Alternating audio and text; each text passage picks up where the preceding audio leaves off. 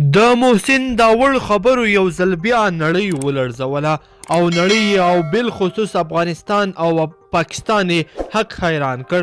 دا چې محسن داوړ د افغانانو په حق له څه ویلي دي، ځان یې څه ګڼلی دی، ویډیو را سره تر پایه پورې وګورئ، په ډېر څه به پوه شئ. ګرانو لیدونکو السلام علیکم.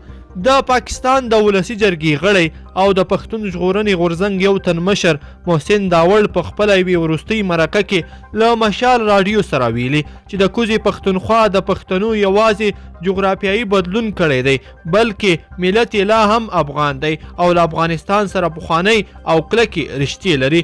د محسن داوړ په وینا کله چې پاکستان نه و جوړ شوی هم دوی افغانانو، او کله چې پېښور د هند یوه صوبه وه هغه وخت هم دوی افغانانو، او د ډیورند د کرښې نه مخکې چې د کوزې پښتونخوا پښتانه د افغانستان حصه هم افغانان ول. د مشال راډیو د خبریال ځلاند یوسفزي د دغې پوښتنې چې د پښتون ژغورنې غورځنګ په غونډو کې چې د اکثره د لر او بر یو افغان غږ اوچتېږي، چې ځینې خلک دا ګڼي چې د پښتون ژغورنې غورځنګ د افغانستان او پاکستان د پښتنو د یو ځای کېدو لپاره کار کوي، آیا دا رښتیا دی؟ په ځواب کې محسن داوړ داسې وویل چې دا ناره موږ د پښتون ټرینډ فیډریشن نه دا ناره وهو، دا خو کومه نوې ناره نه ده چې مثال یا پی ټي ایم راوړ او یا د دې نه مخکې چې دا غږ اوچت کړی و. محسن داوړ وایي چې کله نه د سیاسي شعور ترلاسه کړی او د سیاست په لاره کې مزل پیل کړی دی، د لر او بر یو افغاني غږ هم یې اوچت کړی دی.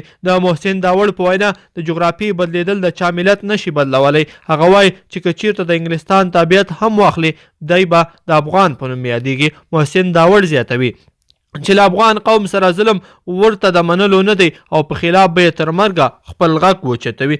ګرانو لیدونکو په دې هیله چې دغه ویډیو تاسو را سره تر پایه پورې کتلی وي. که چیرې مو خوښه شوي نو در سره لایک کړئ او ملګرو سره یې هم ضروري شریکه کړئ. مننه.